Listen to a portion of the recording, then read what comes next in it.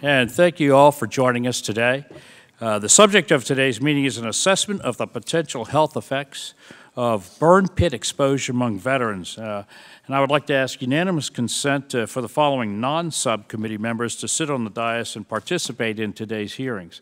Congresswoman Esty from Connecticut, Congressman Wenstrup from Ohio, Congressman Ruiz from California, and Congresswoman Gabbard from Hawaii. And without objection, that is so ordered.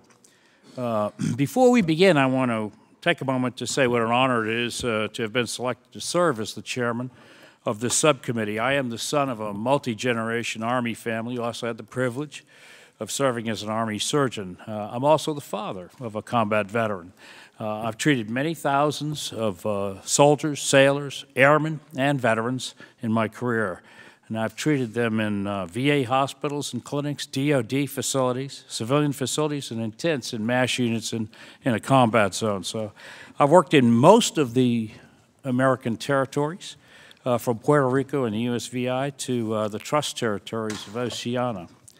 I feel personally familiar with the health needs of our nation's veterans, and I'm committed to meeting those needs. We have great veterans, deserving veterans in all of the places that I mentioned, and as a nation I feel that we are failing most of them to one degree or another. I look forward to work with all of my colleagues on this committee, and I do mean all of my colleagues on this committee, and I thank you for your commitment to our veterans.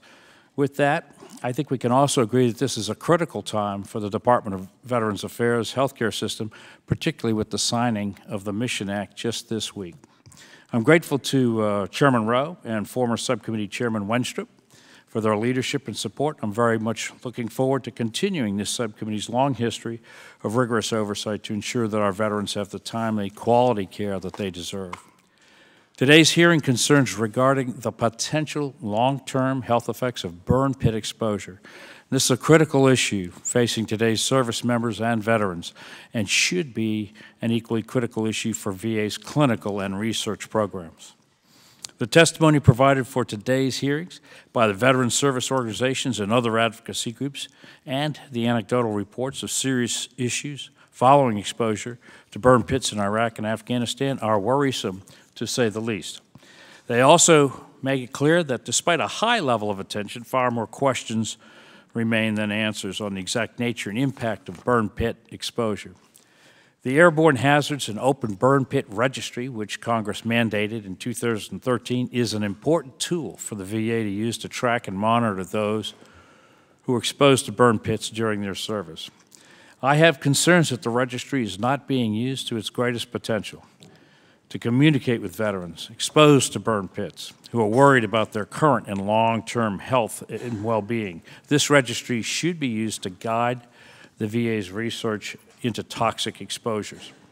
Just 3 weeks ago, we held a joint hearing with the Subcommittee on Oversight and Investigations that exposed fears that the VA research program was not properly prioritizing proposed research regarding veteran-specific conditions and concerns. I have a hard time thinking of a topic that is more relevant, important, or deserving of the attention and support of the VA researchers than this one.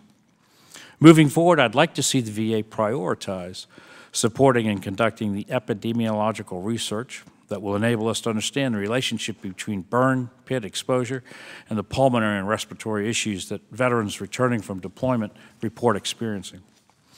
That said, I fear that the narrow focus on burn pit exposure could be blinding us to other potential in-theater exposures like particulate matter and unknown or unrecognized infectious pathogens that could have an even greater risk to those who've been deployed in the Middle East. And I believe these subjects need to be carefully monitored and researched as well. I'm grateful to our witnesses from the VA and from our veteran service organizations, partners, for being here this afternoon. I would also like to thank all of you who provided statements for the record, as your input is extremely beneficial and serves as an important part of the record as well. I will say that I'm disappointed that the representatives of DOD chose not to participate today. This is currently the only planned panel on this subject. Their statement is available for the record. However, as a potential key contributor in what needs to be an ongoing research into this problem, their presence today would have been valuable. Will now yield to the Ranking Member Brownlee for any opening statement that she may have. Thank you, Mr. Chairman. Every era of veterans has experienced some type of environmental, radiological, chemical, biological hazard while on the battlefield. Most recently, Operation Iraqi Freedom and Operation Enduring Freedom era service members were exposed to airborne toxins, many of which we have yet to identify. We sent our service members to fight abroad, and now DOD and VA have a responsibility to properly address their health care needs when they come home. The DOD and VA must work together with clinicians and investigators to identify all veterans who may have been exposed to airborne hazards. This need to know has resulted in numerous VA-maintained registries. While today's hearing is centered around only one of these registries, I urge today's witnesses to consider whether the value of these registries would be vastly improved by consolidating them into one. One master registry would likely be easier for both veterans, physicians, and investigators to navigate. With that said, today's hearing is focused in part on the Airborne Hazards and Open Air Burn Pit Registry. The exposure of post-9/11 veterans stationed in Iraq and Afghanistan to airborne hazards because of the military's use of open-air burn pits has affected an untold number of service members and veterans. For this reason, in 2012, Congress required VA to establish the Open Burn Pit Registry. The Open Burn Pit Registry is an effort to identify and monitor the health effects of toxic airborne chemical and fumes on veterans exposed to those open-air burn pits. While in the current state it cannot be the basis of scientific research, it can help the VA to define research questions and allow the VA to update and track participants. However, it does have its limitations as outlined by the National Academy of Sciences. As this registry is voluntary and based on self-reported information, investigators cannot link airborne hazards and long-term health efforts. This is disappointing because our veterans need our help now. One way the VA has attempted to advance research is through its War-Related Injury and Illness Center Airborne Hazards Center of Excellence. By flagging veterans with particularly complex or unique symptoms or diagnosis that were exposed to airborne hazards for more complete evaluations, but also not only is VA capturing much needed data, but also ensuring they receive advanced clinical care through expertly prepared treatment plans. However, VA's ability to advance this type of research is limited by DoD's cooperation and efforts to identify the service members exposed to burn pits. That's why it is both unfortunate and disappointing, as the chairman said, that the agency who will need to be a true partner is unwilling to participate in today's discussion.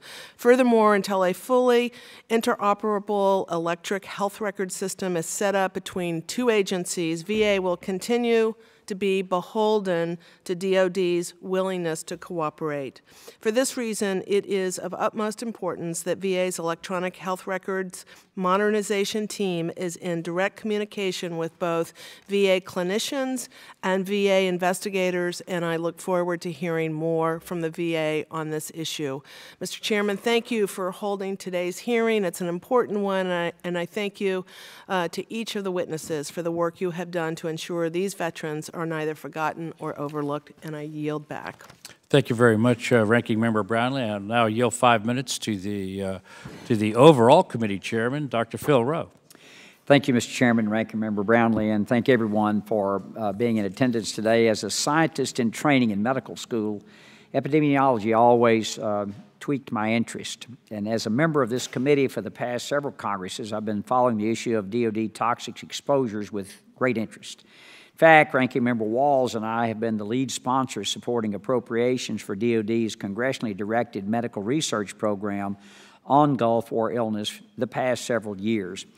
However, I've shared my thoughts on toxic exposure medical research methodology in past hearings. I maintain that using data from self-reported registries creates a selection bias and is an inherently flawed way to conduct research. That being said, I see tremendous room for improvement in this arena, especially with the ongoing development of a joint electronic health record between DoD and VA. With this new EHR, we have an incredible opportunity to ensure data integrity for future environmental and toxic exposure epidemiological studies. Granted, that joint health record will likely not be deployed 10 years down the road, but if DoD, VA, and Cerner can't develop ways to use it to capture and mine deployment and related health data during its development, we lose an incredible opportunity to identify data to help us understand whether a veteran's service to this country contributed to or caused their unexplained health conditions. I believe we can and must use this opportunity to ensure that capability is part of the design. I also believe we should be taking a look, to the extent possible, at the local populations of where these exposures are believed to have originated. For example, we should be looking to study local and native people of Kuwait and Iraq to see if the conditions attributed to Gulf War illnesses are present within the local population. If you actually have a whole two sets of populations you could study and compare. If we can broaden the sample size of those infected beyond service members and veterans who self-report, we might have a better opportunity to identify the causality of military practices and related health conditions. Just some food for thought. As I mentioned before, this is an incredibly important subject to me, and I'm disheartened that DoD declined to participate today. Current and future service members deserve to know what steps DoD is taking to protect the health of the men and women who sign up to serve. Veterans deserve to know what steps VA is taking to advance research to identify and address health hazards that may be related to exposure. I'll just hearken back 40 to 50 years ago now to Vietnam, when we sprayed everything in Korea also, where I served. Thailand, other places where Agent Orange was sprayed. The people who transported this, we didn't keep adequate records, and we're going to vote on a bill, hopefully on the House floor in the next couple of weeks, the Blue Water Navy bill, which every member of this committee, we've been trying for 20 years to get it done. This committee got it done.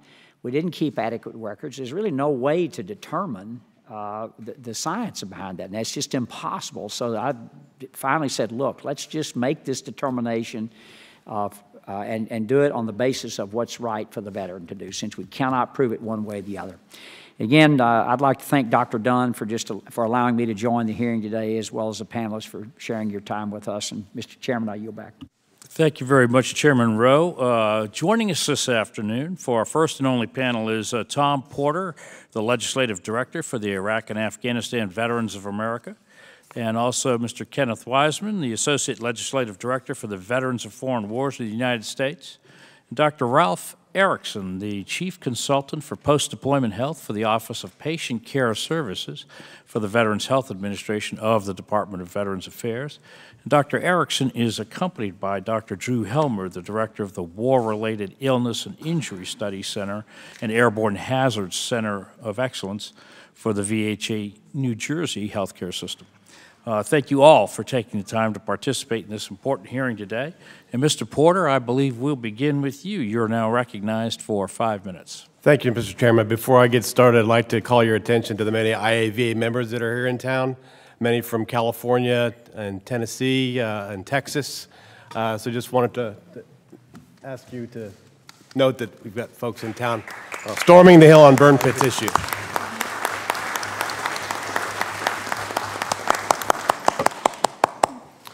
On behalf of IAVA, thank you for allowing me to share our views on what may now be the Agent Orange of our generation. I'm here not only for IAVA, but as an OEF veteran exposed to airborne toxins from burn pits and other sources at many locations I was deployed to in Afghanistan and Kuwait between 2010 and 2011. Before I went downrange, I had healthy lungs. Shortly after I arrived in Kabul, where the air is particularly bad, my lungs had a severe reaction and became infected. It was controlled with medication over the next year. However, after redeploying home, I stopped the medications and symptoms came back, and I was diagnosed with asthma as a result of my deployment. Exposure to burn pits used by the military to destroy medical and human waste, ordnance, plastics, and other waste has been widespread. It's not just those working at burn pits. Search for the Poupon song on YouTube, and you'll hear one soldier's humorous take on the enormous lake of human waste that tens of thousands of service members lived, worked, and ate around at Kandahar Airfield in Afghanistan. You can also learn from many who've served in Kabul, an enormous city with open sewers, and whose population routinely burns dry animal dung to keep warm in the winter. Our military serving there are suffering the impacts from breathing airborne feces and other toxins for extended period of time. There have been burn pits there as well. Our VSO friends, especially those who served in Vietnam, know the depth of this problem. Dr. Tom Berger at Vietnam Veterans of America will tell you they know too well the hazards of these battlefield exposures, saying, quote, "That's one of the reasons VVA is so involved in this issue. We don't want to see the newest generation of vets go through the same healthcare challenges we're still facing with toxic exposures, especially with our children and grandchildren." Army veteran Christina Thunderhill, a member of ours, told us recently of her deployment to Iraq. Although her specialty was food prep, her job was to drag the full bins of Porta-John refuse daily, douse it with jet fuel and light it on fire, stir it with her e-tool, then repeat it until she had a brick that she could bury in the sand. She's got serious injuries, and she needs a cure now. The examples are many. However, little is understood about the long-term effects. We see an upward trend in the number of members reporting symptoms associated with burn pits, with 80% of IAVA members reporting being exposed to burn pits on deployment and over 60% of those suffering symptoms. This year, IAVA will educate Americans about burn pits and airborne toxic exposures and the devastating impact they could be having on the health and welfare of millions of post-9/11 vets. To see the enormous extent of interest in this issue by veterans, you need to only look at the comments section on any related article online or see our viral burn pits hashtag in social media. The VA has an Airborne Hazards and Burn Pit Registry, which helps them collect and analyze data on health conditions related to deployment exposures. Unfortunately, only 141,000 have completed the registry out of 3.5 million the VA says are eligible. Only 1.7% of the post-9/11 veterans eligible have completed it, and only 35% of IAVA members exposed have. A definitive link between exposure and specific illnesses has not yet been made, and the registry is not well known and is underused. The result is that the data is not being collected at the levels desired to inform the next steps. It's for this reason that IAVA helped to develop new legislation. On May 17th, IAVA stood with Iraq War veteran Congresswoman Tulsi Gabbard and Afghanistan veteran Congressman Brian Mast. Thank you, Congressman. We also stood with the support of 23 other VSOs in support of the introduction of the Burn Pits Act. The bill directly directs DOD to include in periodic health assessments done by the military and at separation an evaluation of whether a service member has been exposed to burn pits or toxic airborne chemicals. If they have, they'll be enrolled in the burn pit registry, unless they opt out. The bill simply does what should have been done long ago. It compels DOD to record exposures before the service member leaves the military. Retired General and IAVA board member David Petraeus, who once commanded all forces in Iraq and Afghanistan, recently expressed his support for the bill, saying, quote, "Veterans are currently experiencing illnesses that likely are related to exposure to toxins in the war zones, and swift action is needed to understand the impact on health from exposure to smoke from burn pits and other sources. We ask the committee to hear the calls of the many exposed veterans and enact the Burn Pits Accountability Act this year." Again, I thank the committee for inviting me to express our views, and I stand by for any questions. Thank you, Mr. Porter. Mr. Wiseman, you are now recognized for 5 minutes. Chairman Dunn, Chairman Rowe, and Ranking Member Brownlee, and members of the subcommittee, on behalf of the veterans of foreign wars of the United States and its auxiliary, thank you for the opportunity to testify on the important issue of burn pits. The use of open-air burn pits in combat zones has caused grave health complications for many service members, past and present. Harmful materials are present in burn pits, creating clouds of hazardous chemical compounds that are unavoidable to those in close proximity. While the VFW is glad to see more than 140,000 veterans have enrolled in the VA's Airborne Hazards and Open Burn Pit Registry, we are concerned that the results of the National Academy study on the registry have not been fully implemented. The VFW urges VA and Congress to act swiftly on these important recommendations.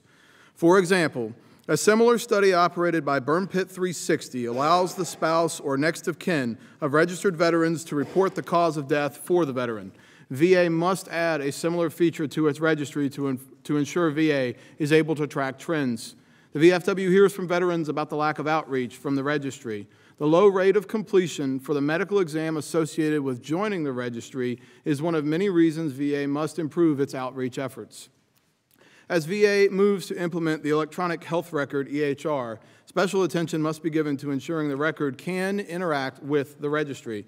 This will ensure that data follows the veteran from the time of the exposure through discharge and life after the military. It will also allow doctors to provide proper care, knowing the full history of the veteran. Much of the veteran's long-term health is dependent on what happened to them while in the military. While ensuring the EHR communicates with the registry is important, there is also a need for other information from DoD. The VFW has long advocated for better sharing of all relevant data on burn pits to include environmental studies and medical records of veterans with related health issues. Congress must require DoD to share all data related to burn pits. The VFW supports passage of H.R. 5671, the Burn Pits Accountability Act, and H.R. 5920, the Airborne Hazards and Open Burn Pit Registry Improvement Act, which would improve the registry and the overall body of knowledge on burn pits. The VFW is happy to learn that a joint project between DoD and VA to create a database of exposure information is underway. The individual longitudinal exposure record will create a centralized database for records related to exposure, feed data into needed research, allow doctors to know what the veteran has faced, and will allow greater access to evidence for a veteran's disability claim. The VFW knows that research is being funded and performed by the VA. The VFW supports VA's inclusion of oversight ensuring proper scientific methods are used in the studies being funded.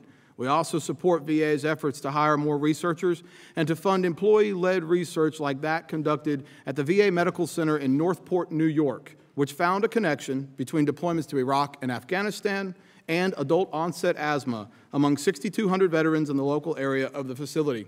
Several other studies are underway, and this will require dedicated funding.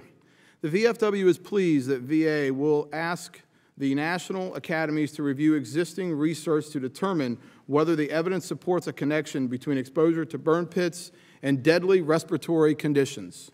Veterans deserve to know what is making them sick. The VFW urges this subcommittee to ensure the important study is commissioned and properly conducted. Incorporating proper oversight and dedicated funding for burn pit-related research is why the VFW also supports establishing a congressionally directed medical research program, or CDMRP, specific for burn pits. The Gulf War Illness CDMRP has shown progress in identifying causes and effective treatments for Gulf War illness, and a similar program for burn pits will help expose veterans. The VFW also wants to highlight the impact of burn pits on women veterans with particular regard to reproductive issues. Medical research on the Gulf War has historically failed to properly include women veterans.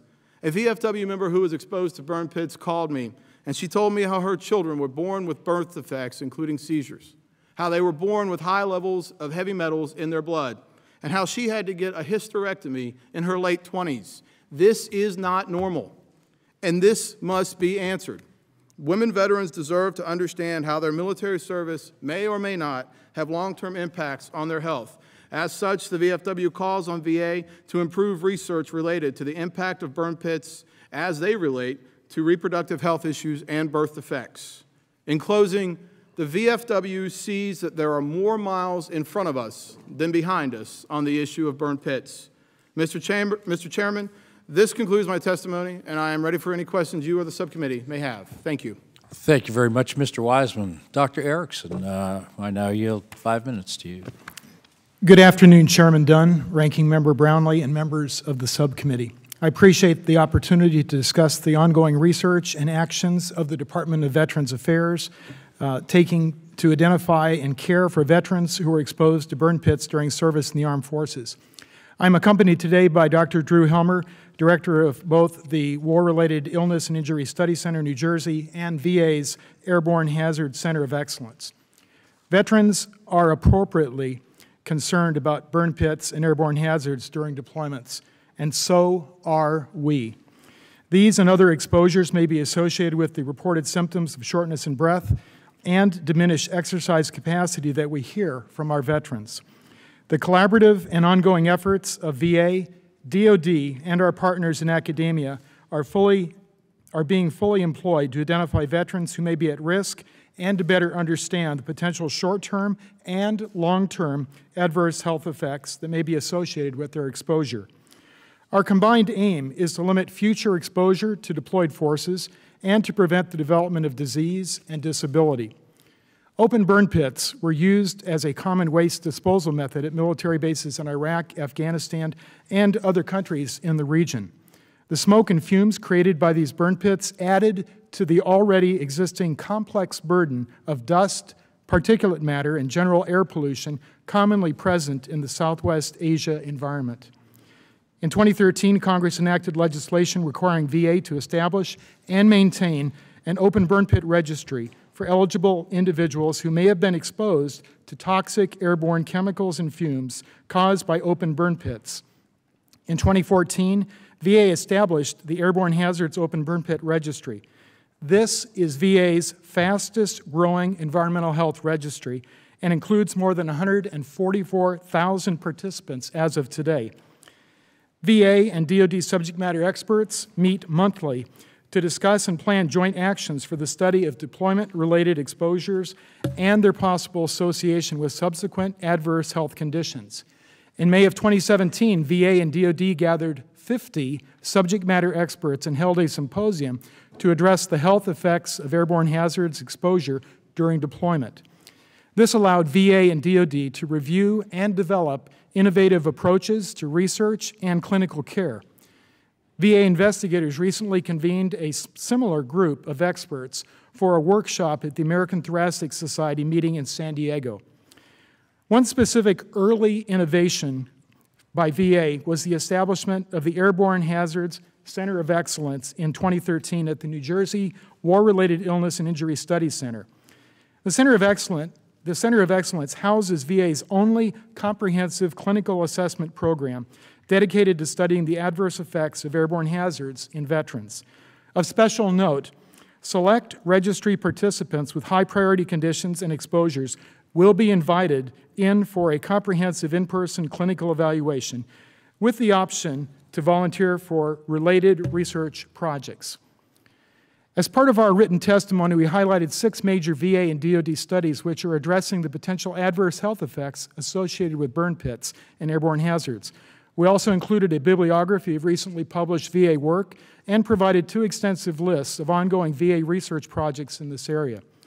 VA is committed to the health and well-being of our veterans and is dedicated to working with our interagency and academic partners to determine the best possible care for our veterans. VA hopes to ease the suffering of veterans while building on the momentum and gains made thus far. To this end, your continued support is essential and greatly appreciated. Mr. Chairman, this concludes my testimony. My colleague and I are prepared to answer any questions. Thank you. Thank you very much, Dr. Erickson. I now yield myself 5 minutes for questions. And I'll start with you, Dr. Erickson. One of the critiques we've heard regarding the assessment of pulmonary health of returning service members is the use of PFTs. Specifically, we've heard that studies on post-deployment service members are simply read as normal or abnormal, and the studies are not compared to any potential test numbers prior to deployment because no pulmonary studies were often performed before deployment. I'm looking specifically at the diagnosis of constrictive bronchiolitis. Unless you have an abnormal PFT value, you really don't have an indication of progress in your workup, yet the patient says he or she doesn't feel as well as or as fit as they used to be. And given that most of these servicemen and women are at the peak of health, would you agree that it's possible that there's a significant decrease in pulmonary function that can occur, and yet the studies might still be read as normal? And do you plan on performing a study that would look at the differences in PFTs pre- and post-deployment? Absolutely, Chairman. Your question hits to the heart of the limitation of pulmonary function tests. One of our DoD collaborators in San Antonio, in fact, is trying to look at pre- and post-deployment PFTs. But one of the innovations that I was alluding to earlier at the Airborne Hazards Center of Excellence, in fact, involves actually looking at the molecular level, looking at the diffusion of oxygen and CO2 across the alveolar membrane, because we think, in fact, the PFTs are, in fact, inadequate as a screening mechanism. Thank you very much. Doctor, I think the next question is in the wheelhouse of Dr. Helmer. One of the major problems impacting the ability to find a causative etiology from the burn pits for these illnesses is the difficulty in separating local environmental factors, such as the burning of dung for fuel, particulate matter, and local microscopic flora. Has any research been done, or are you planning on doing any research to look at the pathologic conditions endemic to the local population? Do we have any indication that the local population has been affected by the burn pits? If not, why do you think this is so, and should we be looking into that? And also, is it possible, because our service members are not native to the area, that they're having an inflammatory reaction to the local environment, which the native population may be immune? That's a great question, because I think we don't know a lot of those answers right now, and people are looking at those issues, both the geologic dust and its effect on our service members and the local population.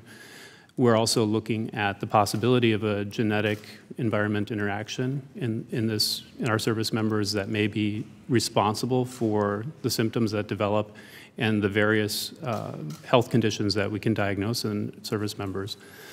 It's an ongoing question that we are looking at, and we're actually partnering with the DoD to try to do some of that work. Do you have any speculation on infectious conditions that, and I'm thinking, because of some of my deployments, honestly, of San Joaquin Valley fever, coccidiomycosis, or unknown or unrecognized other infectious agents that behave like those in terms of respiratory conditions? That's not my particular area of expertise, but I know we are looking at that, and certainly in terms of some of the identifiable infectious agents, we have not found them when we've gone looking for the underlying mechanism of disease in the patients who are symptomatic. But we will need to continue to look at that. Thank you. So I suspect I speak for the entire committee when I say we'll be interested in seeing some of the research that you're doing to identify any of the many potential complicating agents here, some of which are every bit as concerning as toxic exposure. With that, I'm going to yield back my time, and we will recognize Ranking Member Brownlee for 5 minutes. Thank you, Mr. Chairman. I personally feel like the very best strategy to address this issue altogether is just to eliminate the use of burn pits. It seems to me that I have a large Navy base in my district. They're using biofuels to fly their airplanes. I think that if we put our heads together, we could figure out a better way in which to address these issues in the battlefield. So I just wanted to say that for the record. Dr. Erickson, I wanted to talk to you a little bit about you stated in your testimony that the DoD is making a concerted effort to encourage service members to enroll in the registry. Can you tell me a little bit about how they're stepping up their efforts and what's really happening? Yes, absolutely, Ranking Member. We very much cherish the relationship with DoD because we need to be linked at the hip. As we've had our monthly deployment health work group meetings to deal with these issues, it's become very clear that there needs to be no separation from when someone takes the uniform off and then enters VA care. And to that end, we have partnered with them. DoD has, on their own, then taken steps to actually promote participation in the registry. either after a deployment or at the point of transition, which we think is just exactly the teachable moment. It's just exactly the right place. At the present time, I mentioned we have 144,000 people who are participating. About 30% of that 144,000 are individuals who are currently on active duty, in the Guard, or the Reserve. And we expect that percentage to actually increase. And are you monitoring that increase? I mean, it seems as though 144 is, you're stating that's a lot of progress, but based on the entire population, it seems like a drop in the bucket to me. We certainly are monitoring it, and yet I will be the first to tell you that we can do better, and we want to do better. This involves outreach through many modalities right now, not just in partnering with DoD, but through our newsletters, through our participation with VSOs, our websites. We do a lot of education, town halls, the list goes on, because we want to get the word out. My hope would be that, in fact, a hearing such as this would bring additional attention to the need for more to participate. And I was disturbed to hear Mr. Wiseman's testimony with regards to women, and women really being underrepresented. I think I think we know that many times, not always, but many times women, once they leave the military, they sometimes don't see themselves and identify themselves as veterans. But so it seems to me we need to make a special effort to make sure that we have a large enough population of women to be able to ultimately get to the research we need to find the treatments that we need. I mean, to hear the testimony of a woman who's bearing children with defections and so forth, it's very, very disturbing. Can you speak to that? Yes, absolutely. I'm a third-generation career Army officer. My daughter right now is a lieutenant colonel in the Army, and she, in fact, is deployed right now to that region. This issue is very important to us. Our large epidemiologic studies, 6 of which we mentioned, purposely sample for women, so we'll have an adequate number of women participating in those studies. Because you're exactly right. Women may, in fact, have different adverse health effects. They may respond differently. As it relates to these intergenerational effects, the next generation, we currently have 2 ongoing studies that we've commissioned with the National Academy. One of them is the Gulf War and Health, Volume 12, in which we have asked the National Academy, in fact, to give us a roadmap, to give us a template for how should we launch with other interagency partners to do the proper study to actually look at those effects that might be heritable, that might be passed to the next generation. Thank you. I only have 30 seconds left, but do the VSOs have any suggestions or ideas in terms of outreach to improve the circumstances? Every year, Madam Ranking Member, the VA sends numerous employees to the VFW National Convention. We'd be happy to continue that effort. We'd also be happy to go to our state-level conventions and regional conventions. Outreach is something that already happens, and so we can add this as one more thing that we're working on through that outreach process. And I think that would be easy, and it's a great idea. Mr. Porter? Congresswoman, thanks. Well, I think they need to understand how veterans communicate and how they would like to be communicated to. Whereas one generation might want a newsletter, I can tell you the post-9/11 generation, they don't read newsletters. I was walking through the Rayburn building the other day outside the VA's office, and there was a newsletter that said, for post-9/11 veterans. I'd never seen that before. And that was the only time I've ever seen any kind of outreach on burn pits. I thought, wow, this would be great if it was on social media.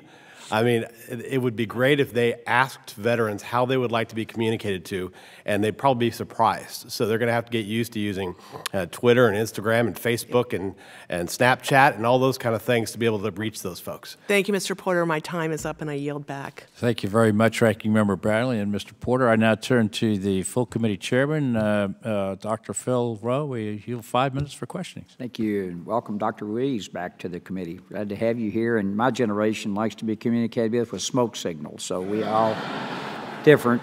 And I hope, and I don't know what kind of physical exam that people get when they go in the military now, but when I went in, this is the truth. my physical examination to go into the 2nd United States Infantry Division was, if I examined you, would I find anything wrong? So nobody ever laid a glove on me getting in the Army. I hope they do a little better now than they were then. I don't know whether PFTs are actually done or not, but this is so intriguing to me. I'd love to be involved in this clinical study because you have a population, Dr. Erickson and Dr. Helmer, that were deployed. You also have a group of people who never enlisted, never volunteered, I mean, that are the same cohort age. You also have a population that were deployed, if you can identify them, and you also have the Native population. So it's really an amazing group of people that you have. And I think it's important to try to differentiate whether the burn pit had anything to do with it or whether just being deployed. I've been to Afghanistan many times, and I know 40, 50 years ago, 40 plus years ago, when I was in Korea, it was very different than it is today. And hopefully Afghanistan and Southeast Asia, Iraq will be different going forward. But it looks to me like we could find that out. Is it just being there in that environment where they said they're burning dung or whatever toxins may be just in the air, or whether it actually had to do with how the military dispensed with its waste. So is that being done? Because the registry it's good to sign the people up. You know who they are. But I think that's very limited what you can do. But are you doing that population study? Because it's laid right out there for us to do. And what do you need to do it? Because I would support that in a heartbeat.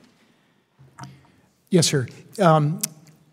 I'm picking up exactly what you're saying as it relates to epidemiology, because of course we would always want to have a comparison group. And the perfect built-in comparison group are those who did not deploy. Some of the studies, though, actually we might include a second comparison group, which involves the civilian population. Of course, we'd need to do some types of adjustments. You can do matching, as you know, or post-hoc analysis that controls for those differences. But absolutely. Are we doing that? So the large survey studies that were mentioned in the written testimony actually are able to do those comparisons. And what did you find? Most of those are ongoing right now, so it's too early to share all those results. But they are built into the study design, and it's intended to have those comparison groups. Well, that's the reason I want to go ahead, is I got tired of talking about cannabis, medical cannabis, and I said, well, why don't we study it? And it makes sense to me to do that. It has for 10 years. I don't know why we hadn't done it. But the same thing here. So that study, when will we have that data? Because that will help us a lot up here at the dais to be able to make some decisions about these young people sitting out here in the audience. Chairman Rowe, I will get that for you, and for each of those major studies, I'll get you the expected completion date. And of course, the goal is for them to be published in the peer-reviewed literature. Well, I would hope that it would be, and, yes. And I think that will be incredibly helpful to us as a committee going forward to make any decisions we need to make when we get that science-based study out there. The other thing, and I'll bring it up and only just to mention, and I'll yield my time back, is that we have a phenomenal opportunity in the next few years when we roll out this combined DOD EHR. If it can do what we need for it to do, maybe not right now, and certainly, you know, my electronic health record was this. I just carried it around the same as Thomas Jefferson's. But I think we have an opportunity to be able to watch a population throughout their entire life, from when they're young adults until they pass on. So I hope we do it right and can set that up, because the amount of data we're going to have with this millions of our American citizens is going to be a treasure trove of information. So I hope you all can help us with that, so when we're guiding through that, we can use that information. Just if I can quickly say, the individual longitudinal exposure record, which is piloted this fall, will be the initial step in that direction. And through the development of the EHR through Cerner, we are looking to have that same capability carried into the record itself, so that it will be permanently available. Well, please help us. Any way we can help make that happen, please let us know. I yield back. Thank you very much, Mr. Chairman. And we now recognize Representative Takano from California. Thank you, Mr. Chairman. Dr. Erickson, last month As you know, the VA entered into a contract with Cerner to support its efforts to modernize its electronic health record system. With the development of a system where VA and DoD may share electronic, while the development of a system where VA and DoD may share electronic health records will directly increase the quality of and access to health care for veterans. It will also significantly improve the development of healthcare solutions, as it will allow for the mining and analysis of data on a much larger scale. So big data. The impact this type of data collection is likely to have on VA's research arm will be incredible. What interactions with have either post-deployment health services or Airborne Hazards Center for Excellence had with the EHRM team to ensure that the resulting EHR system is conducive to the collection of data surrounding a service member's encounter with hazardous environmental conditions such as open-air burn pits? Thank you for the question. Sir, we have a member of our team, in fact, embedded with one of the subgroups that's helping develop the EHR for exactly the purpose that you express. Well, my interest is in, of course, that we have a more proactive approach to anticipating these sorts of symptoms. And I think with the kind of, if we can trace where somebody has been on Google Maps and navigation systems, we should be able to know where every service member has also been and correlate that to place-specific kinds of ailments. Am I correct in that?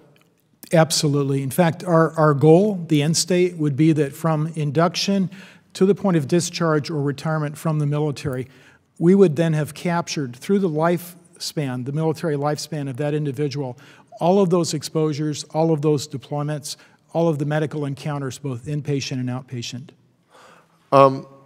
So who would be responsible? Whose responsibility would that be to try and to try and correlate a service member's service record and any kind of diseases, ailments, or symptoms that there may be a pattern, recognizing that pattern?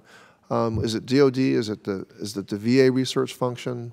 This, in fact, is a shared responsibility between DoD and VA, and hence the work group that I've mentioned to you actively looks to find common solutions. And it's sometimes, in fact, our studies will track someone from a given unit when they were in uniform to when they entered the VA medical system, and then endpoints thereafter.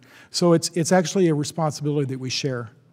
Now, do we know for a fact that the data that I'm talking about, the geographic data of where that service member's unit was involved, is that integrated into the health record at the DoD? At the present time, it is not. Do we know if that's part of a future plan? You know, this is something, Representative Takano, it's under development, and so I can't speak to that in a definitive way. I think this would be certainly a good thing to have. However, I can't confirm that the exact geo-coordinates, for instance, would be included. Because part of what we've experienced with Agent Orange is, you know, where were these service members? Were they on ships, and were they in waters, or were they how far from? You know, and do we know when we use certain kinds of defoliants? It seems to me that when we deploy soldiers, that we have an assessment of the environmental hazards that pre-exist their deployment, but also these burn pits, which also add to the environmental hazards. So it seems to me that we need to have not only an integrated medical health record that is interoperable between the DoD and the VA, but we need to be able to integrate the data, the geographic data. Do we need to kind of have a different kind of dog tag to know where these service members actually have been? So I think the technology makes that available. I mean, makes it possible. Am I correct? Absolutely. I think one of the related issues would be classification of certain missions may make that not possible. That's also, I get that, yes. And of course, operational security. Okay, well, I yield back, Mr. Chairman. Thank you very much, Representative Takano. Representative Bill Rackus, you are recognized for... Thank you, Mr. Chairman. I appreciate it very much. Congratulations on your chairmanship. I know you're doing an outstanding job. It's great to see a fellow Floridian in the chair. Folks, I'd like to invite our veterans who were exposed to the burn pits to my office, maybe after the hearing, if they'd like to come and share their personal stories. Those who are here in the audience. I've seen documentaries and also I have constituents who have gone through this, but I'd love to hear from you as well. So please don't hesitate. My office is 2112 Rayburn. My first question is for Dr. Erickson. In his statement for the record, Captain Torres recommends establishing a scientific advisory committee to comprehensively review the full spectrum of research on burn pit exposure, independently examining the medical evidence both inside and outside of the VA. Other testimonies mention this similar. They have similar ideas. Do you support this idea? Thank you for the question. At the present time, we have a joint action plan with DoD that actually helps us set priorities for this type of research, and so that's a collaborative effort between DoD and VA, which, no, does not include an outside independent body.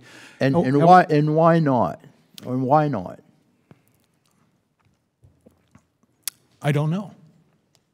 Well, I can tell you this, that we have relied, for the most part, on the National Academy of Medicine to review much of our work. In fact, right now we're under negotiation with the National Academy to do a new Airborne Hazards consensus review of our work. I just don't understand why we can't have an outside, some outside research. I mean, we've got to get in front of this issue, sir. I don't want to see what happened with our Vietnam vets and the Agent Orange.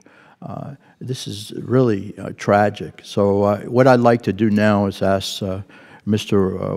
Wiseman and Mr. Porter. I'm currently working on legislation that would explore this idea of a separate, independent federal scientific body solely charged with evaluating all of the research in this area.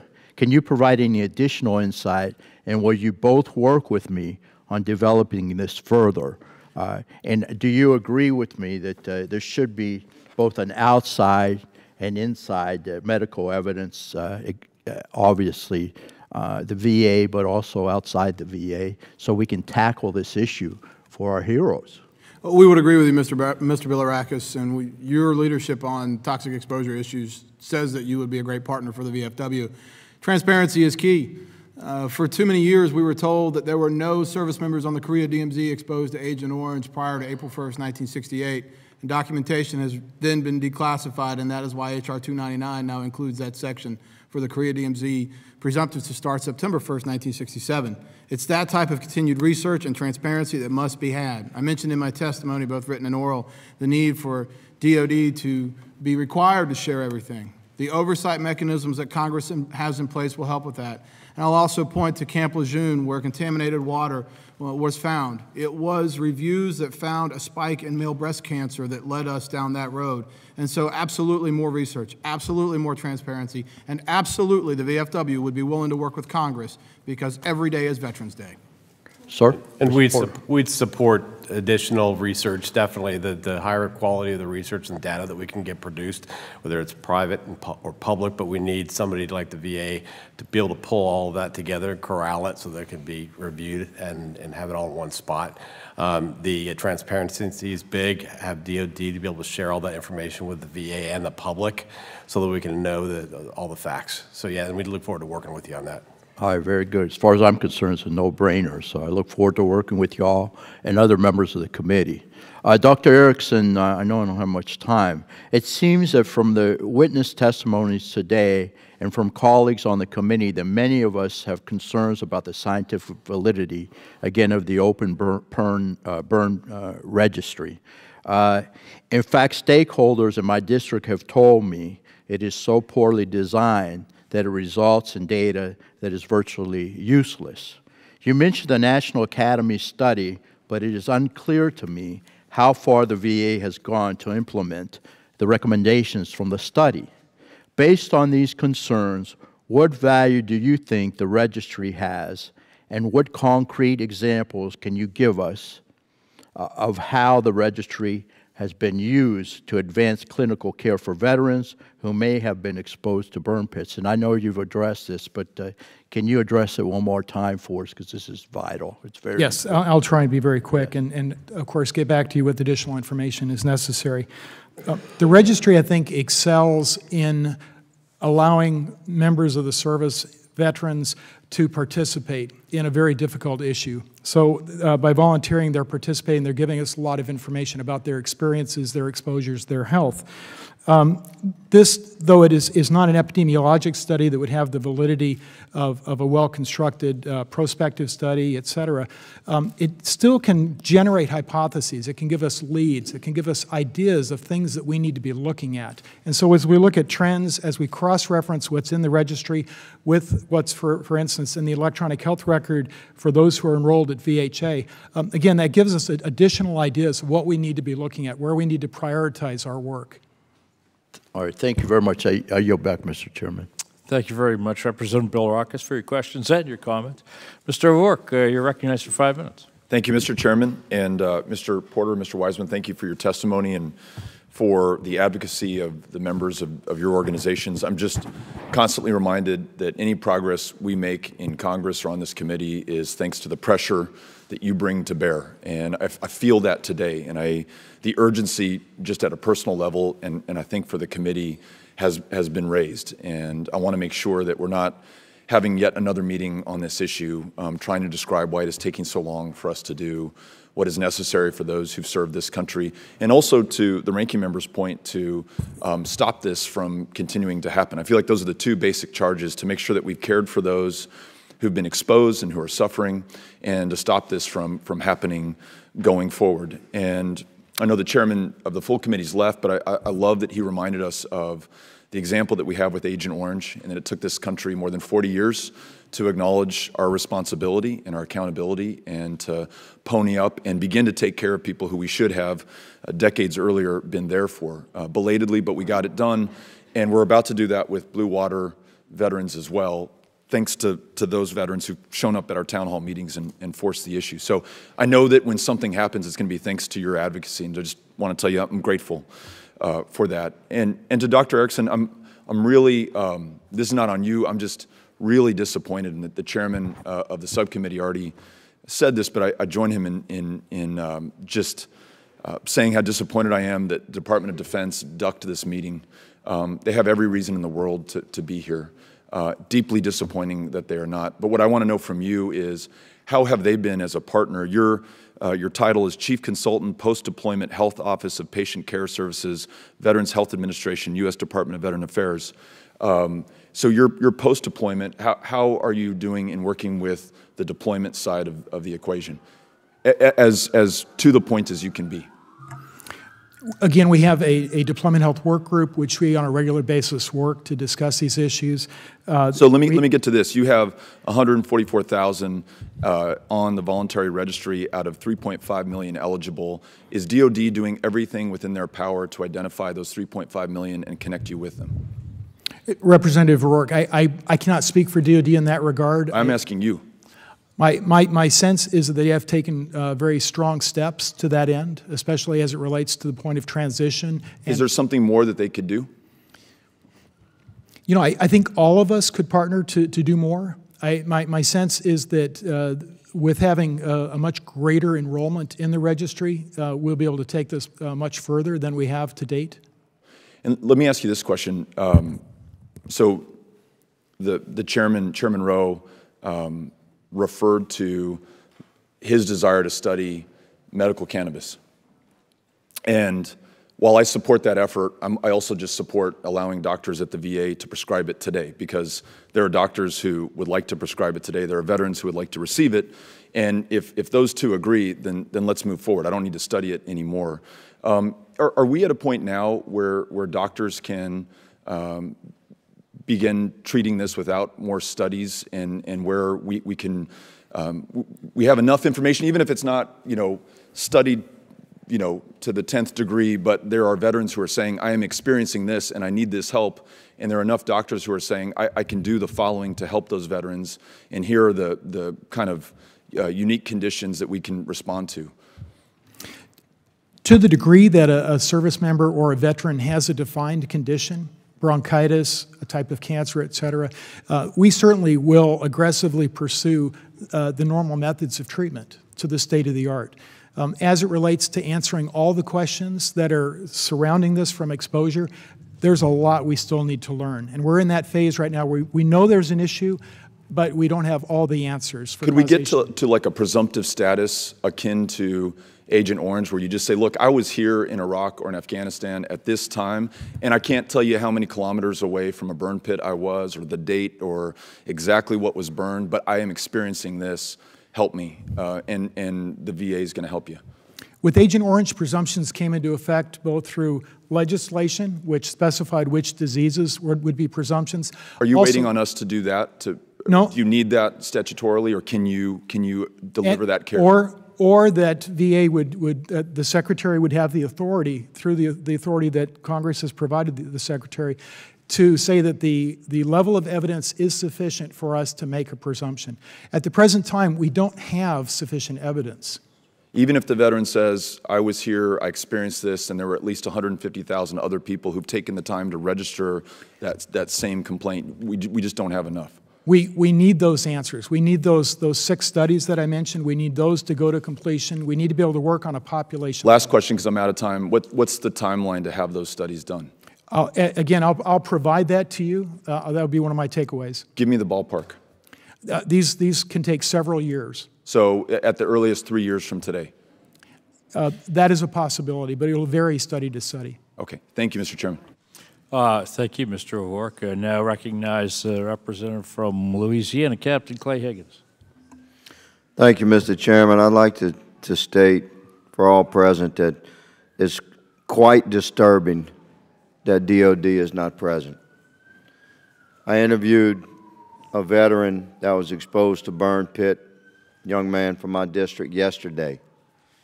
He described that the burn pit was run every day, and it was about 700 yards from their encampment, their permanent encampment.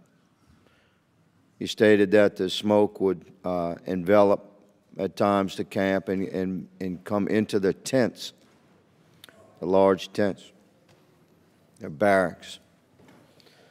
What was most disturbing is that he described the smoke as frequently being sort of sticky, and was heavy, stayed together. And this reminded me of my own personal understanding of chemical and biological weapons devised, the gas thereof to be cohesive and to be heavier than air, whereby a large invisible cloud of biological or chemical agent would be deployed. So, Mr. Chairman, I'm quite disturbed that DOD is not here, because I'd like to ask them whose the genius was that came up with this idea to create. We have essentially, as a nation, deployed chemical and biological weapons upon our own troops. Wow. Dr. Erickson, so as you know, the National Academy of Medicine has found significant limitations to the burn pit registry. It relies on self-reported information. Is that correct? That is correct. Is there any sort of an organized outreach program nationwide through social media, through VSOs, through C-Box, through VHA facilities? Is there any sort of an organized effort to reach into the veteran population by the VA or DOD? Yes, in fact, all of the above. Within VA, we have environmental health coordinators and clinicians at each of the medical centers, which in fact, for their catchment area, try to put the word out. We have educational opportunities through webinars, one of which will be next week and will involve hundreds of providers. We have an e-learning module that's available to civilian providers to instruct them about airborne hazards and about treatment. We have a training conference which is coming up for hundreds of folks who work at our medical centers to that end. I'd mentioned websites, town halls, newsletters. I take to heart your comment about social media. We'll do a better job beyond the blogs that we're doing. So right there now. is an understanding that there must be an organized outreach into the veteran communities through existing avenues and pathways. There is. Thank you. It's also my understanding that the registry takes a significant amount of time, and that we have nearly 40% of questionnaires are left incomplete, that submissions cannot be made by family posthumously, and that very few veterans choose to follow through with the free medical exam. Is that correct? That is all correct. I ask you, good doctor, how can we properly assess veterans' health and the effects of burn pits on exposed veterans if the quantitative data is lacking? My answer would be that the registry will not give us the definitive answers. The other 6 studies which I mentioned, in fact, are the place to go for those answers. Thank you for your answer, sir. My final suggestion, Mr. Chairman, and to the panel and to the VSOs present, is that the DOD should hear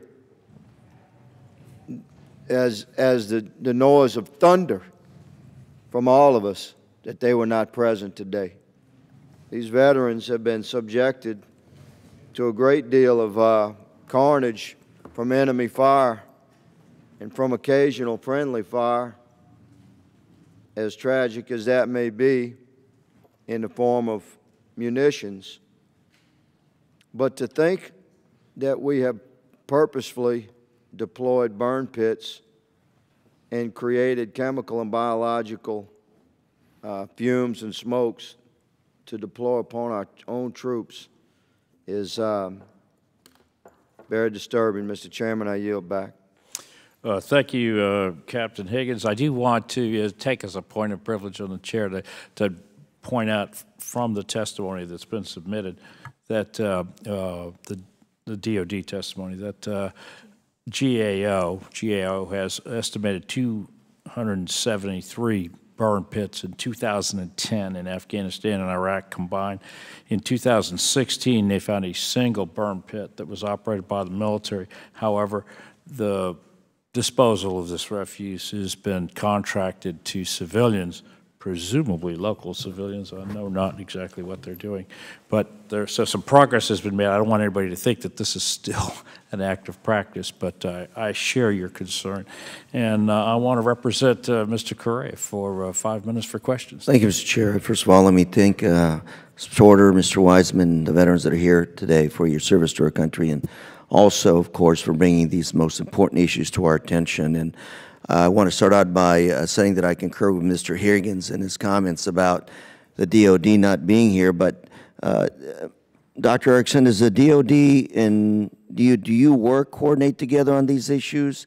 I presume you talk on what's been going on, communication? Yes, Congressman, we talk on sometimes a daily basis, but certainly a weekly basis about these airborne hazard and burn pit issues.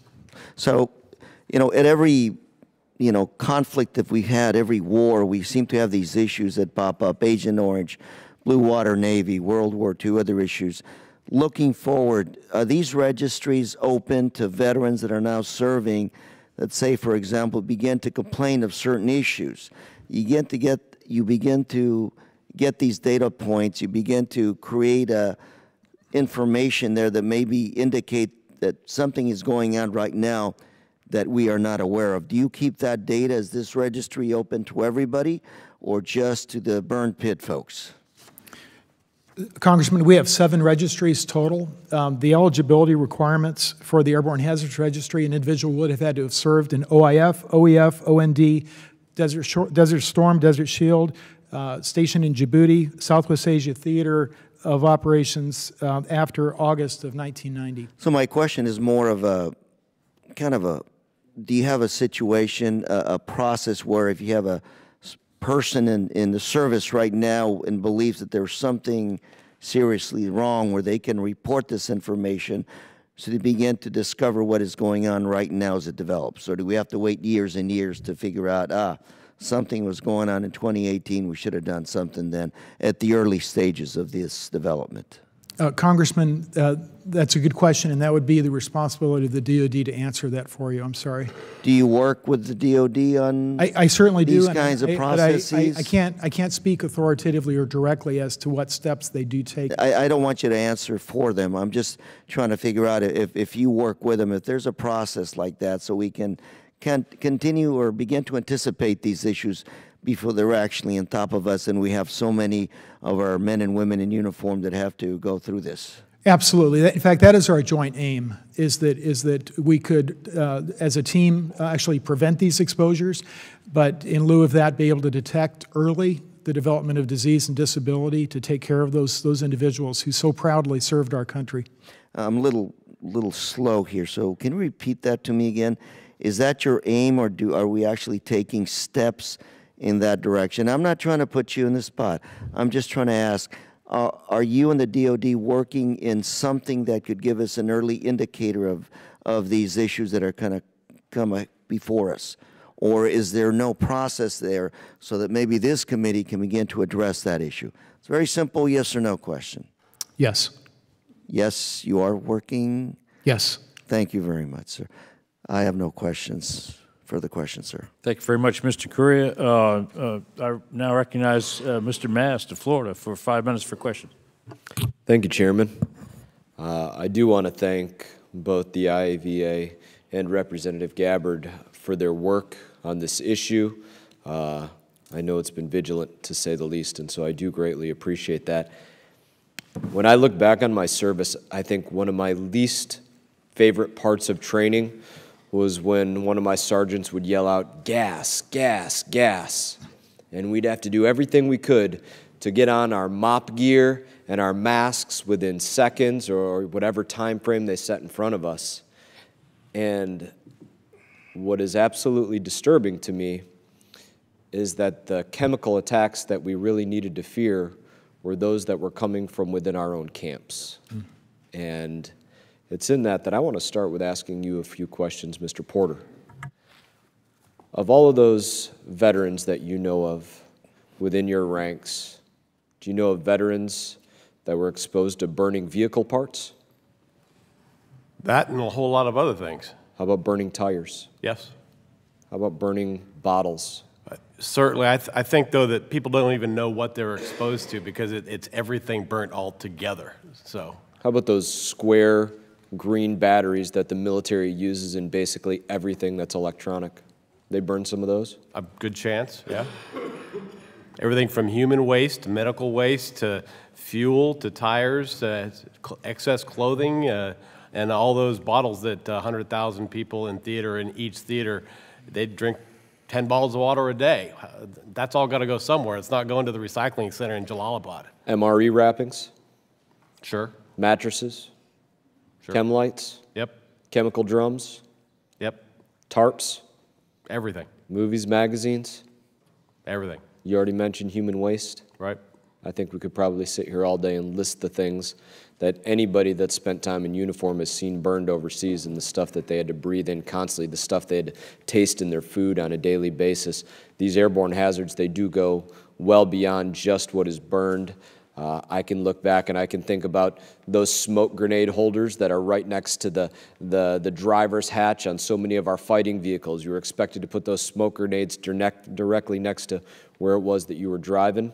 The motor pools lined with vehicle after vehicle that were just running during PMCS, running JP8, sandstorms, the internal exhaust that you get while you're on a Black Hawk, the CS chambers that you'd go into, DU rounds from close air support all those folks that were working on flight decks, breathing in that exhaust from aircraft, bases, even here at home, bases that were tearing down old buildings filled with asbestos and things like that.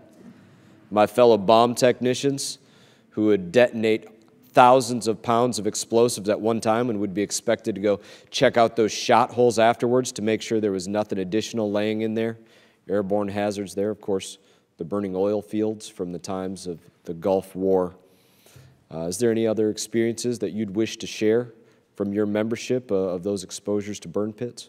Well, I think that I don't know very many service members and veterans that are complaining about having to go to these places. You know, from the experience yourself, you put on the uniform and you go where they tell you to go.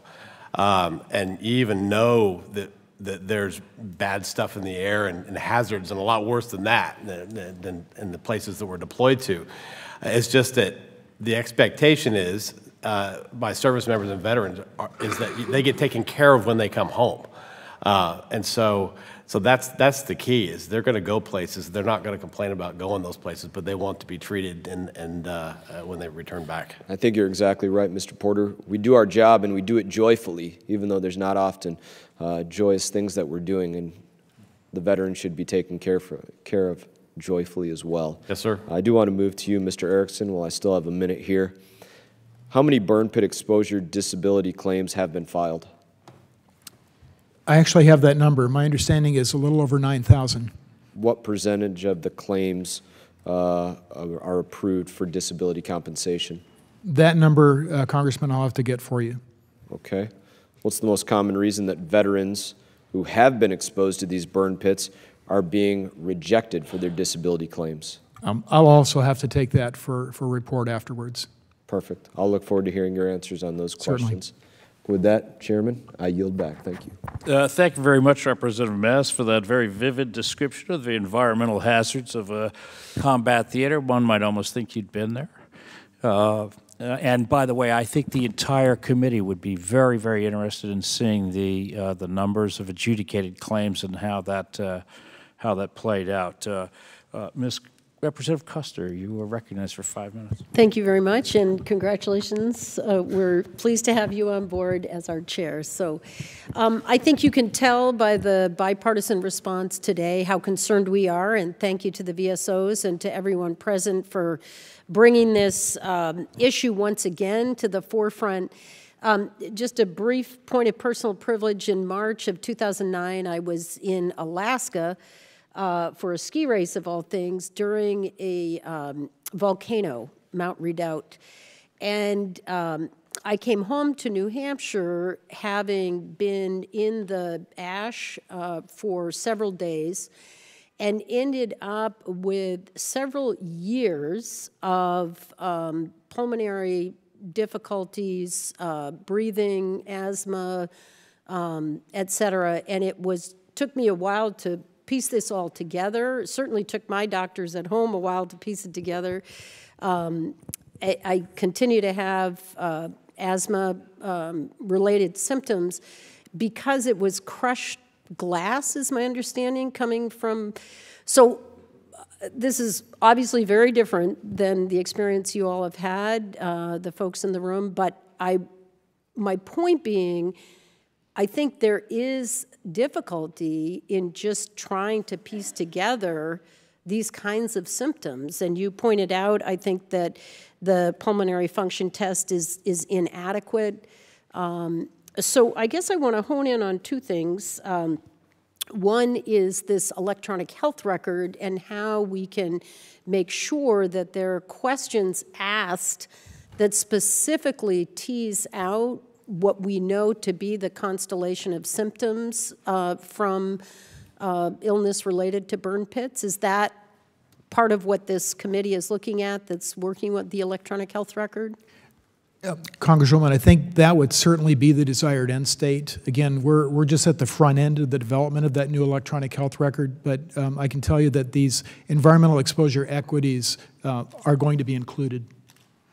And I think for us, and what you're hearing from us, and it may take bipartisan legislation that we would draft to put together to say we should have a presumption, because I don't see why there's any reason to wait. Obviously, we've got people in the audience today that have complex symptoms, and they should be served. They should be treated. So the other thing that I'm interested in, though, is this epidemiological studies that are going on. And I understand from your testimony that you've requested the National Academy of Science to be involved with this. They have a series called Gulf War and Health, and you've asked that we have a long-term study of health effects of airborne hazards. Can you tell me the status of that particular study and what the conclusions are to date? Yes, ma'am. We're at the front end of that study, in that literally we are working to draw up that contract right now. We have the authority to work with the National Academy because of legislation that enables us to do that. We are looking for what is called a consensus study, which involves them putting together an ad hoc committee of blue ribbon subject matter experts from around the United States, and they will review all of the existing literature, published, unpublished. They'll have public meetings, and they're going to draw this together in the form of a report that we can work with. So I guess, let me understand, there are two parts of this, it seems to me. Looking for this direct causal link, which would then obviously help us with the presumption, and we could move forward. Is there also a medical purpose? In other words, then pulmonologists will know what they're looking for symptoms, and they can come to consensus on treatment? Is it two-part? There certainly could be. Those of us that practice medicine use a term called index of suspicion. And we also use a word called the differential diagnosis. If, in fact, we know that a given patient has had certain exposures, that cues us to be looking for certain types of things, certain types of disease outcomes. So, in fact, that could enhance treatment. So I guess, and I want to share the ranking member's concern about the testimony about women veterans, birth defects. You know, look, everybody is suffering, but let's try not to go to a whole nother generation here. How do we convey our urgency for both the causal link, so that we can get to the presumption and make sure people are served and treated, and as to helping to move forward on the medical treatment? I certainly think that the urgency is underscored by this hearing, and I thank all the chair, the ranking member, and all the committee members for bringing this to the attention of the nation. Well, I want to thank the chair, certainly for your knowledge, and the ranking member. And my subcommittee is the oversight subcommittee, but we'll continue to work with the health subcommittee. And I think this is something that we've got consensus on. We want to move forward. Thank you. Thank you very much, Representative Custer. And now we turn to the representative from American Samoa, Amada Radawagan, for 5 minutes. Thank you, Chairman Dunn and Ranking Member Brownlee, for holding this hearing today, and thank you to the panel for your testimony. Thank you all for your service. Ensuring the long-term health of our veterans is a top priority, and any potential hazards to our armed forces need to be addressed swiftly and thoroughly. To that end, I'm proud to co-sponsor Congresswoman Gabbard's H.R. 5671 and Congresswoman Estes' H.R. 1279. I believe these pieces of bipartisan legislation are good first steps towards addressing this issue, and I hope this hearing will help flesh out other potential steps we can take and address some of the concerns surrounding this problem. Research and data collection are paramount to understanding a health risk with potential long-term effects, whether it be burn pits or other environmental factors, and I'd like to focus my question on the burn pit registry and how it may serve as an informational resource. So, Dr. Erickson, just so I can better understand, from an epidemiological perspective, what challenges arise when working with data points collected via voluntary health survey and registry, such as that used in the burn pit registry? And as time passes since the initial point of exposure, does research become more difficult? And if so, why? Those are excellent questions. From an epi standpoint, there are two major biases that we're concerned about. One bias is who is volunteering to participate. There's the potential that the most sick individuals, in fact, will participate and therefore then give a non-representative view of who's being affected and who's not. The second bias involves self-report. In that it's an individual who is reporting their exposures, reporting what they've been told by a doctor they have. And this is not to impugn the character of anybody, but through time, it is true that sometimes my recollection, perhaps all of us, starts to wane. And so there can be a bias in that regard. The second part of your question was, with time. Absolutely. We want to get out in front of this. In fact, I hope that the written testimony that we submitted shows that, in fact, VA desires and is getting out in front of this as best we can. There are so many questions to be answered. We've got the studies underway. We're doing a lot of really good things. Can we do better? Yes, we can do better. We're hoping to do better. We're looking to do better. But I think what we're doing is, in fact, on the right track.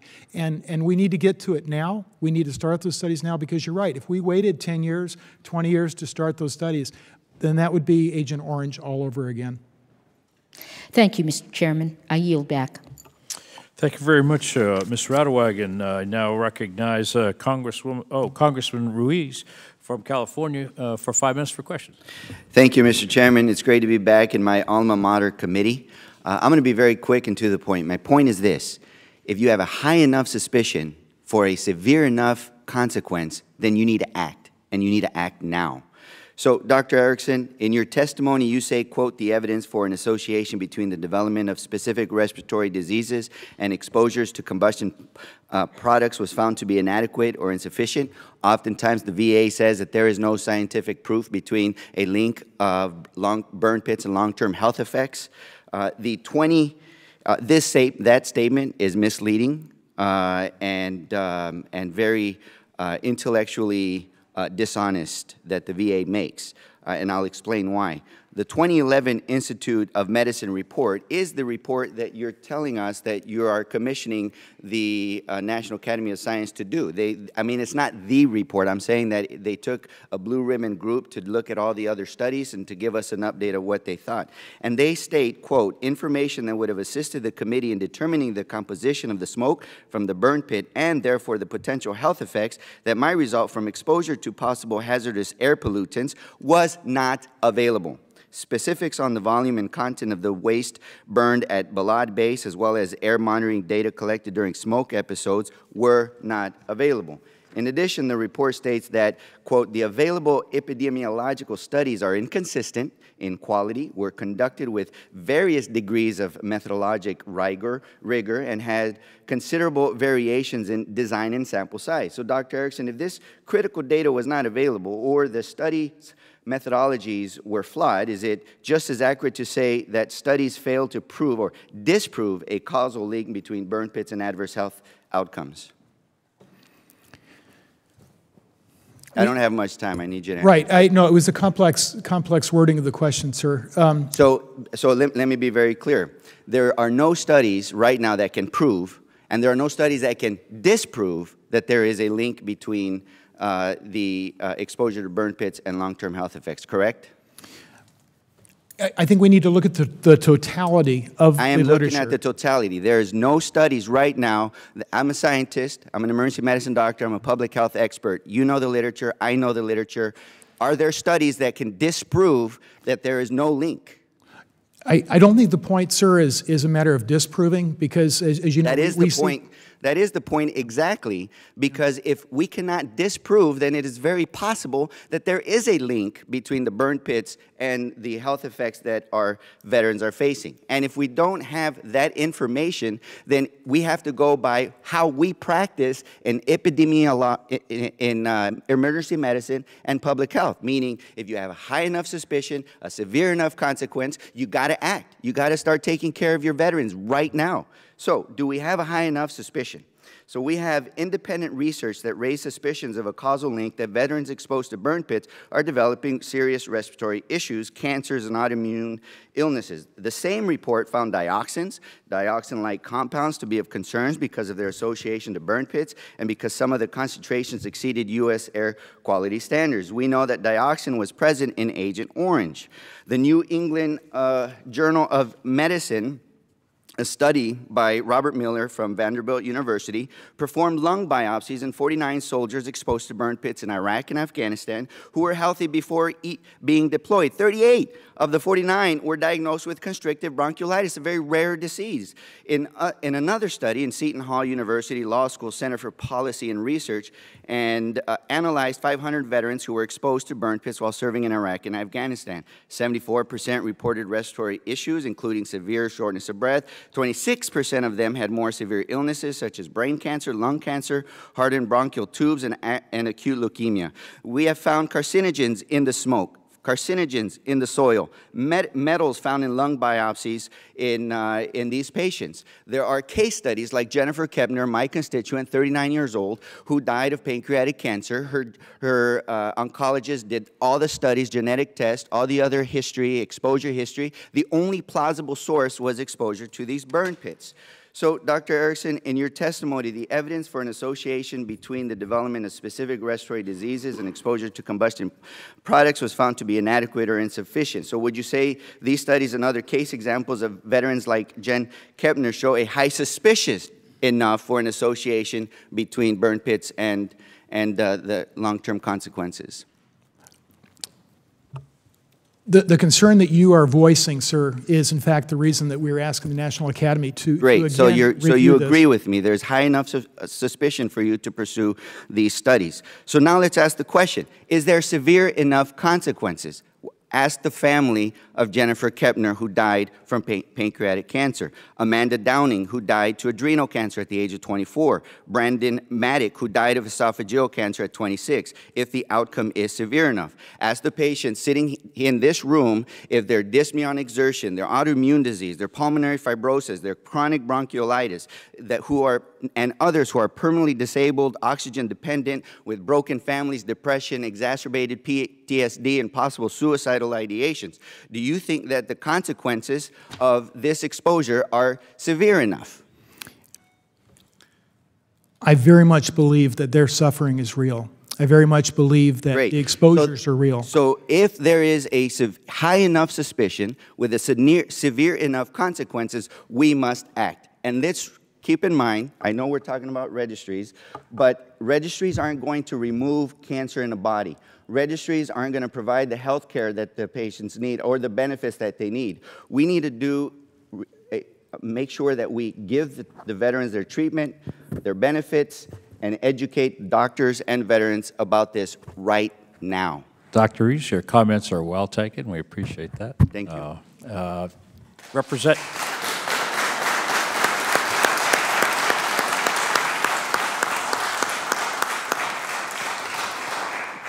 Representative Tulsi Gabbard from Hawaii, you're recognized for 5 minutes for questions. Thank you very much, Chairman Dunn, Ranking Member Brownlee. I appreciate the opportunity to come and join your committee on this critical issue. There are obviously some important pieces of legislation that we are seeking to push through to begin to address some of these issues. It is unfortunate that this remains an obscure issue for too many members of Congress and too many people who either have not served themselves or have not been directly impacted to be friends with or related to someone who has. The fear I know that we hear from fellow veterans is that this will continue to drag on, and as soon as you talk about a government study, this is something that can drag on. Meanwhile, people here are suffering from illnesses, and they wonder if they'll be alive when these studies are complete. It's a testament to the importance of this issue that we see VSOs who are here, who have united from across generations to help bring attention to this issue and to make it so it is no longer obscure. It's not only impacting our veterans, but it's impacting their family members. I want to recognize a military spouse who's in the room, Tori Seal. She's been a strong advocate on this issue. Her husband, Jay, tended burn pits during his deployments and is now suffering from stage 4 cancer. Because this issue is not resolved, she is not eligible for any caregiver benefits because her husband was not diagnosed with PTSD or TBI, and his illness is not being recognized as service-connected, even as his specific job, his duty while deployed was to tend to these burn pits directly. What can be done for people like Tori at this point, who's caring for, full-time job is caring for her husband who has stage 4 cancer? Congresswoman, I'm not a benefits expert, and so I'll have to get back to you with a more detailed answer. Because there are things to be done, but I don't want to misspeak and misrepresent. I know there are things that are available for surviving spouses. Something similar that I heard from another veteran who's working with Burn Pits 360 this morning was the comparison between the types of exposure that our veterans have had, deployed throughout the Middle East, Iraq, Afghanistan, Kuwait, elsewhere, both those who are working directly with burn pits and those who were working within the area, as many of us did, living and working and breathing the toxic fumes that came from these burn pits every day, and how similar that exposure is to the multitude of toxins that first responders were exposed to after 9/11. Congress passed the James Zadroga 9/11 Health and Compensation Act of 2010 to address the very type of thing we're talking about here, where first responders were getting very sick with all kinds of illnesses and cancers and dying at a very early age, and yet they were not receiving the benefits or care or recognition that this is a result of their service. We shouldn't be recreating the wheel here, so I'm wondering what the VA has done in looking at what has already happened with James Zadroga Act to help with the 9/11 first responders, so that we're not starting from scratch and studying something for years that has already been studied in a similar situation and applied and fixed. One area that we could collaborate in, and this would be with all the members of the committee, would be that if you have candidate diseases or healthcare outcomes that you think are tied to exposure to burn pits and airborne hazards, that we would be able to then work with you on that list to see where the evidence is, where it is not. Because I don't think you're looking for any and all healthcare outcomes in proposed legislation that might match the World Trade Center type legislation, but I think you'd want a defined list. So what has the VA done in this respect so that we're not starting from scratch? We, as I mentioned, and we have in our written testimony a number of major studies, 6 major studies that are underway with DoD. Also, there were attachments in the written testimony which in fact provided examples of our published studies, the bibliography that I provided, also 2 lists of additional studies that are currently funded by VA. Okay. That doesn't really answer the question as far as an action. You listed a whole bunch of different studies, but as far as what action steps are being taken to make it so that we are recognizing this service-connected illnesses? So specific actions, I apologize for not understanding the question. The specific actions currently, those who serve in the military and are honorably discharged receive 5 years of health care eligibility, I understand. So that's an open door. The registry which exists, which we're trying to now encourage additional participation in, provides an entry point where the individual who's participating can ask for a medical exam. So this provides a clinical encounter which is then... Excuse me, Dr. Erickson. I appreciate that you're kind of starting from ground zero here. Everyone in this room is aware of kind of the basic benefits that service members are eligible for, but it's not addressing the fact that we have a lot of people in this room and a lot of people who can't be here today who have tried over and over and over and over again to get that care, and they've been denied. And they have specifically attributed to their illness to their exposure to burn pits. As it relates to claims, again, this is not my wheelhouse to discuss claims and how those are processed, but I can put you in touch with those that would be able to answer those questions. Okay, thank you, Mr. Chairman. I think that the attention that you're placing on this issue is so important. And the only way that we're going to get anything done on this, whether we do it as a body in Congress or whether we work with the VA to be able to help these veterans. Either way, I appreciate the urgency and the attention that you're placing on this as people's lives hang in the balance. Thank you, Representative Gabbard. I will say I don't want the veterans in the crowds to think that they can't get treated for these illnesses. I think, as I understand this, they're getting treated. Can get treatment for these disabilities, which you can't. What we're having trouble with, the thing that's in limbo, is the disability recognition and the rights. I'll allow Dr. Ruiz to answer that. And Dr. Dunn, one of the things that we found in the case study of Jennifer Kepner was that they need to report this illness within 5 years. Many of the presentation of pulmonary fibrosis, autoimmune diseases, cancers, including even PTSD, our veterans don't even understand or develop symptoms beyond 5 years. And so when they get ill, they can't get care from the VA. Yeah, okay. I thank you for that clarification. And I want to recognize Representative Esty from Connecticut for 5 minutes for questions. Thank you. Thank you, Mr. Chairman, and I want to thank all of you for joining us here today.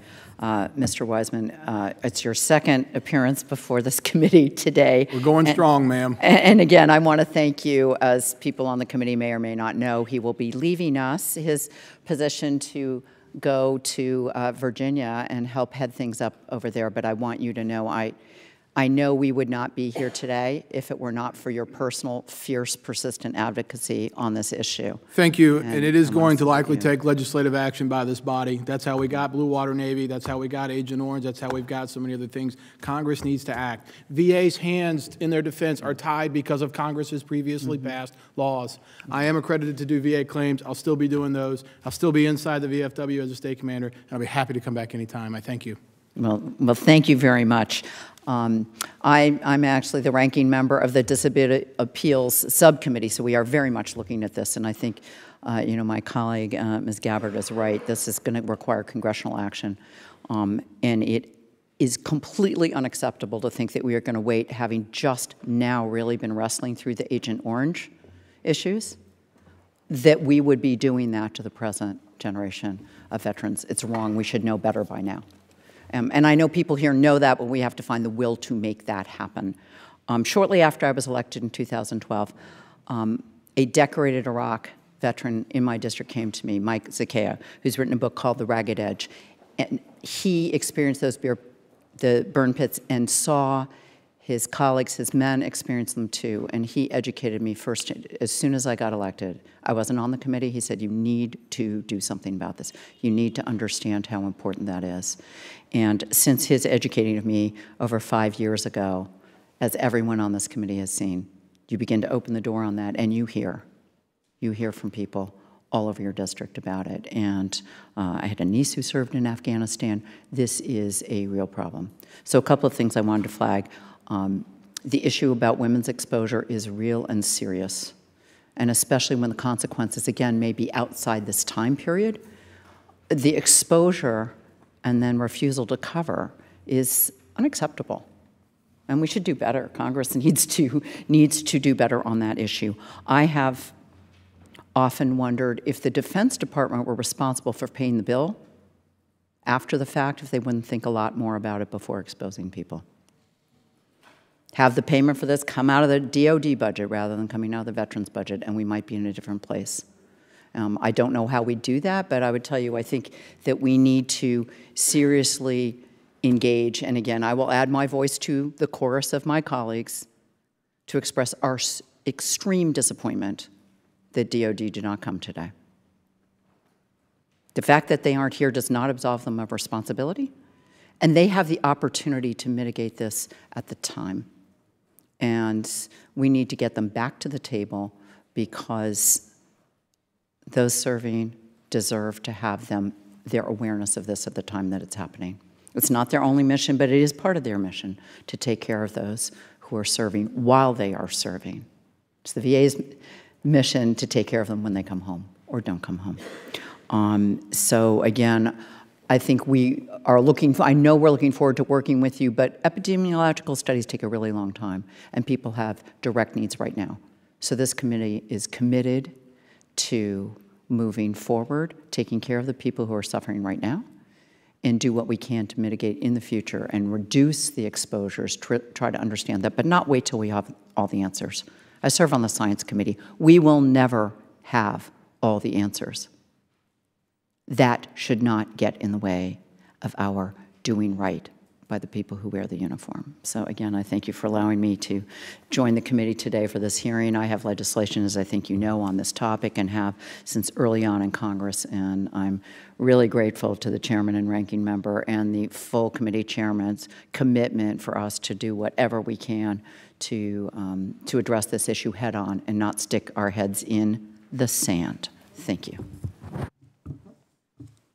Thank you very much, Representative Esty. With that, we have all members of the committee have asked questions. I want to extend my gratitude as chairman to all of the panel members. I think you've all showed a great deal of work and dedication to this. We appreciate you taking your time and sharing your expertise and your personal stories with the committee. Clearly, this is a subject that touches a wide variety, a large number of people. You saw a great interest on the part of the committee, and I think that you'll see that continue. So please keep us in your thoughts. Please keep us informed, and I will tell the panel you're now excused, and thank you for your service very much. I ask unanimous consent that all members have 5 legislative days to revise and extend their remarks and include extraneous material.